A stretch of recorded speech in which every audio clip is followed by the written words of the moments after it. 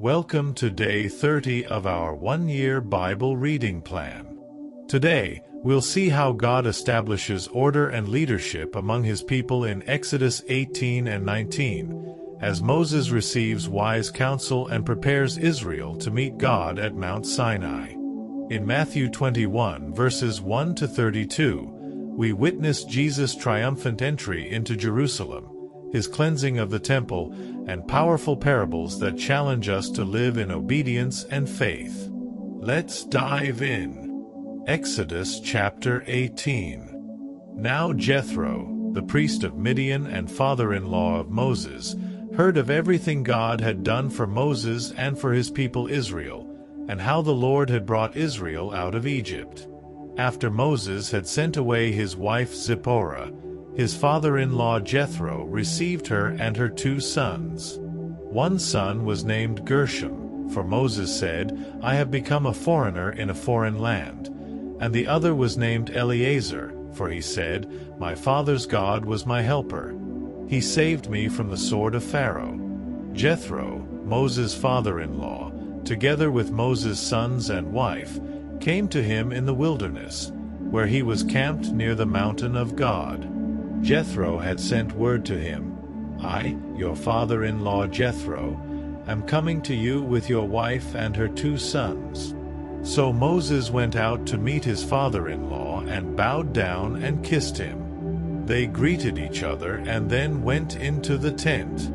Moses told his father-in-law about everything the Lord had done to Pharaoh and the Egyptians for Israel's sake, and about all the hardships they had met along the way and how the Lord had saved them. Jethro was delighted to hear about all the good things the Lord had done for Israel in rescuing them from the hand of the Egyptians.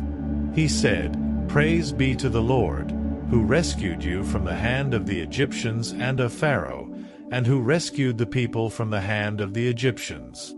Now I know that the Lord is greater than all other gods, for he did this to those who had treated Israel arrogantly." Then Jethro, Moses' father-in-law, brought a burnt offering and other sacrifices to God, and Aaron came with all the elders of Israel to eat a meal with Moses' father-in-law in the presence of God. The next day Moses took his seat to serve as judge for the people, and they stood around him from morning till evening.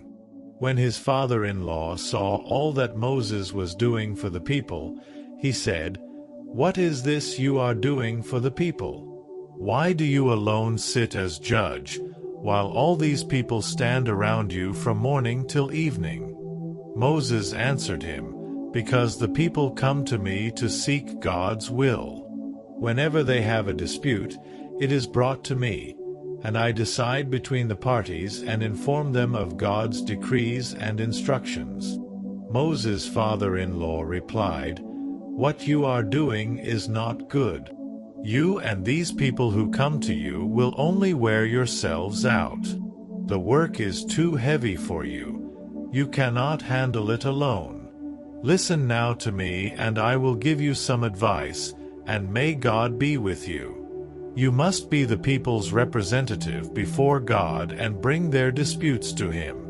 Teach them His decrees and instructions, and show them the way they are to live and how they are to behave. But select capable men from all the people, men who fear God, trustworthy men who hate dishonest gain, and appoint them as officials over thousands, hundreds, 50s, and 10s. Have them serve as judges for the people at all times, but have them bring every difficult case to you. The simple cases they can decide themselves. That will make your load lighter, because they will share it with you. If you do this, and God so commands, you will be able to stand the strain, and all these people will go home satisfied." Moses listened to his father-in-law and did everything he said. He chose capable men from all Israel and made them leaders of the people, officials over thousands, hundreds, 50s, and 10s. They served as judges for the people at all times. The difficult cases they brought to Moses, but the simple ones they decided themselves. Then Moses sent his father-in-law on his way, and Jethro returned to his own country. Exodus chapter 19. On the first day of the 3rd month after the Israelites left Egypt, on that very day, they came to the desert of Sinai. After they set out from Rephidim, they entered the desert of Sinai, and Israel camped there in the desert in front of the mountain.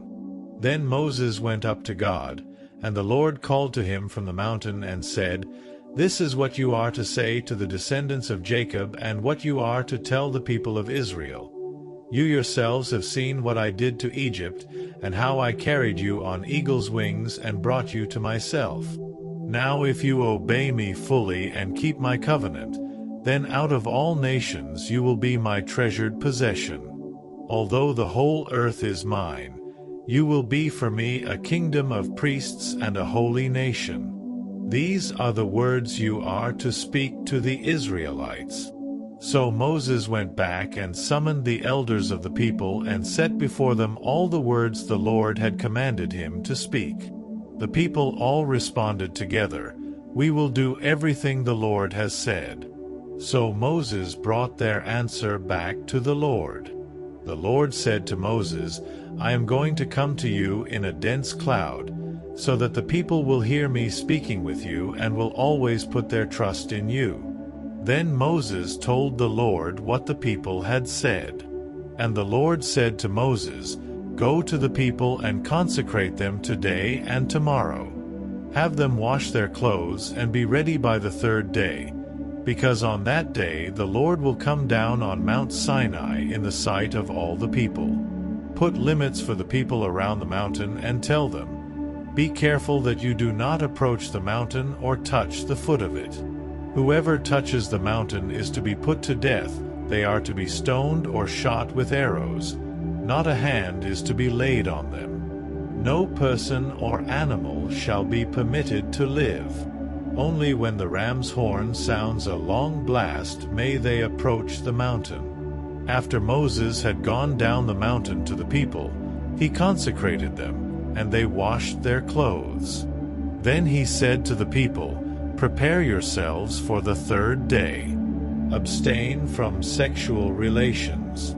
On the morning of the 3rd day there was thunder and lightning, with a thick cloud over the mountain, and a very loud trumpet blast.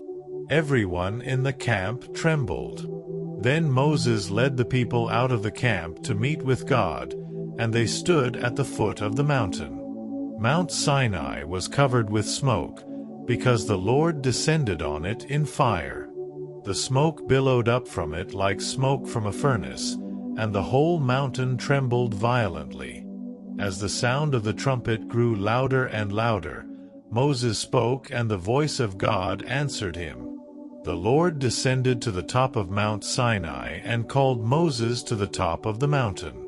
So Moses went up, and the Lord said to him, "Go down and warn the people so they do not force their way through to see the Lord and many of them perish.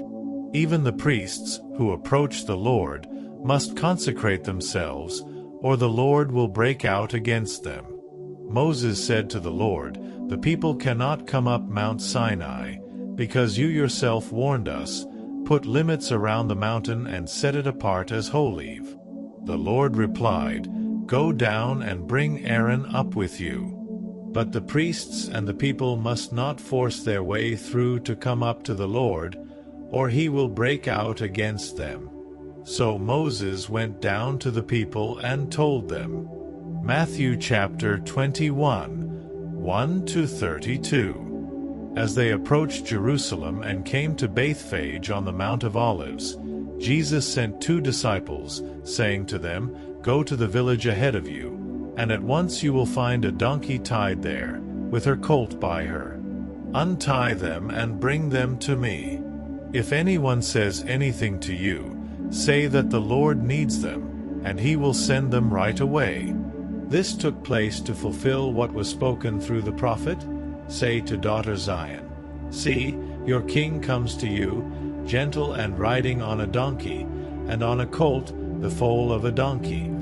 The disciples went and did as Jesus had instructed them. They brought the donkey and the colt and placed their cloaks on them for Jesus to sit on. A very large crowd spread their cloaks on the road, while others cut branches from the trees and spread them on the road.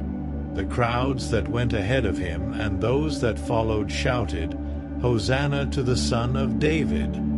Blessed is he who comes in the name of the Lord! Hosanna in the highest heaven!" When Jesus entered Jerusalem, the whole city was stirred and asked, "Who is this?" The crowds answered, "This is Jesus, the prophet from Nazareth in Galilee." Jesus entered the temple courts and drove out all who were buying and selling there. He overturned the tables of the money changers and the benches of those selling doves. "It is written," he said to them, "My house will be called a house of prayer, but you are making it a den of robbers." The blind and the lame came to him at the temple, and he healed them.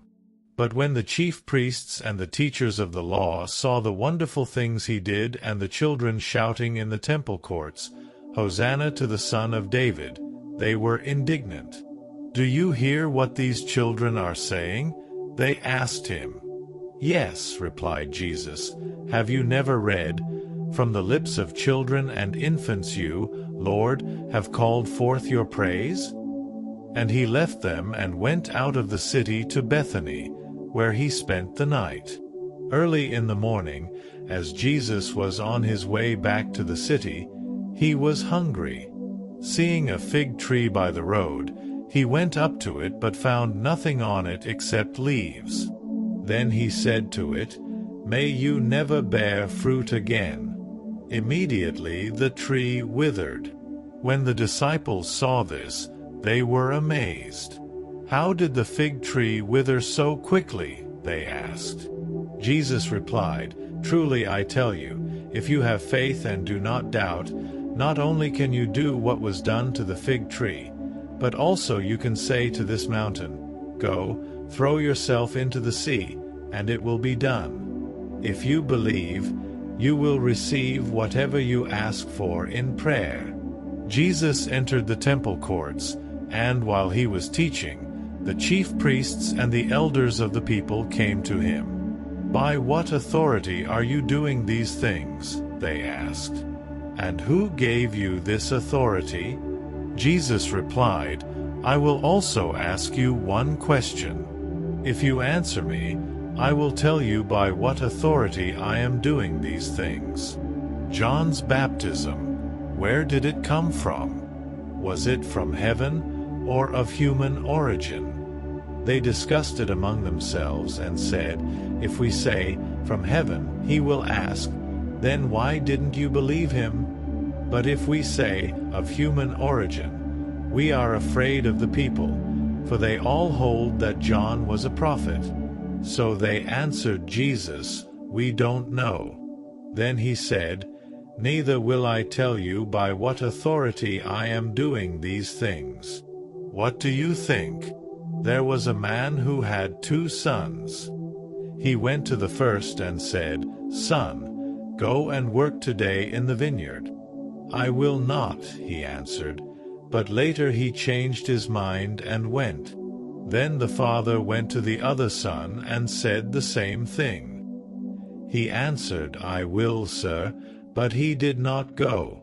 Which of the 2 did what his father wanted?" "The first," they answered.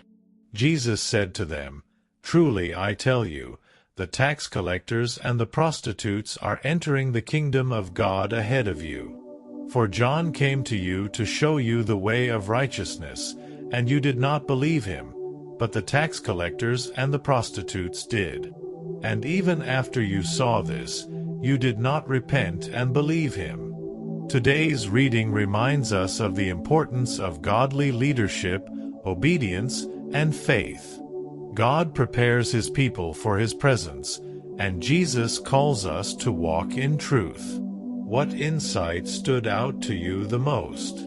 Let's discuss in the comments. Don't forget to like, share, and subscribe as we continue this incredible journey through the Bible.